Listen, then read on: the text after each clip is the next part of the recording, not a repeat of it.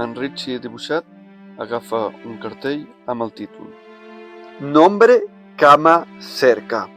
Hola, sóc en Richie Vidal, creador d'aquest projecte, Els contes d'en Richie, i em sap greu anunciar-vos una cosa.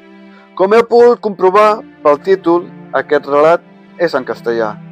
I és que malauradament em veig amb l'obligació de fer relats en castellà per així arribar a un públic més ampli i poder treballar fent el que més m'agrada en aquest món, que és fer aquest projecte de relats, però al 3CAT, és a dir, TV3. I direu, però si el 3CAT és en català.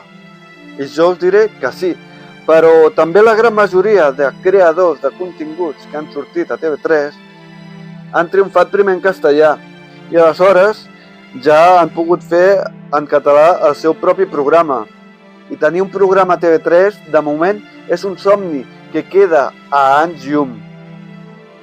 Tanmateix, perquè aquest somni estigui més a prop, haig de començar a posar-m'hi de valent.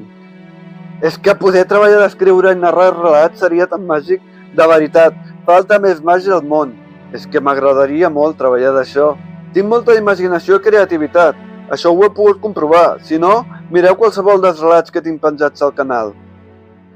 El cas és que cada relat costa el seu temps, escriure, gravar, editar, posar els subtítols, etc. A més, que també en gasto diners corregint els relats i pagant el domini web elscontes.cat. Sí, ho admeto, tinc una gran imaginació, però faig faltes ortogràfiques i com que el meu projecte ha de tenir una certa qualitat, ja que sóc bastant exigent amb mi mateix, doncs és per això que em gasto diners per corregir les faltes. Com veieu, ara per ara és un projecte a pèrdues. En comptes de guanyar, perdo. Doncs bé, un cop dit aquest comunicat, és hora de començar a narrar el meu primer relat en castellà. Espera un moment, hi ha esperança per no canviar l'essència d'aquest projecte. Com deia el capitán Siam, els petits canvis són poderosos. I aquests petits canvis són coses tan senzilles com compartir el vídeo amb amics, compartir-lo a les xarxes socials, fer like, comentar, retweet i moltes coses més, com per exemple llegir els relats al web elscontes.cat o donar suport a la xeta. No és obligatori, naturalment, però tot ajuda una mica. I gràcies a això he guanyat una cosa molt maca, conèixer gent. M'agrada anar a esdeveniments i saludar-vos, i que ens coneguem, i xerrar amb vosaltres, etc. Aquesta comunitat maca que s'ha creat em dóna la vida. És màgic. Recordeu que abans deia que faltava màgia al món? Gràcies a vosaltres tinc part d'aquesta màgia. Ara sí, gràcies al teu suport continuaré creant en català. I ves per on? Resulta que les paraules d'aquest relat són en català. No em creus? Llegeix. Nombre, cama, cerca. Ara sí, comença el relat. Era un dia d'examen. La professora ens havia repartit els fulls i havíem d'escriure els resultats de les arrels quadrades.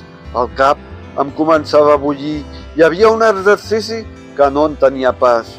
Quin nombre havia de posar? Quin era el resultat?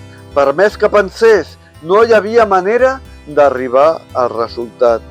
Vaig desistir. No podia concentrar-me. La professora, de cop, va dir que faltava un quart d'hora per acabar l'examen. Vaig tancar els ulls i vaig començar a pensar. La meva ment estava molt concentrada. Mentalment estava buscant la resposta. De cop, la cama em va començar a picar, així que vaig començar a gratar-me i tot gratant i pensant vaig arribar allà on volia. La cerca va ser profitosa. La meva ment va arribar al resultat del problema. La resposta era 42.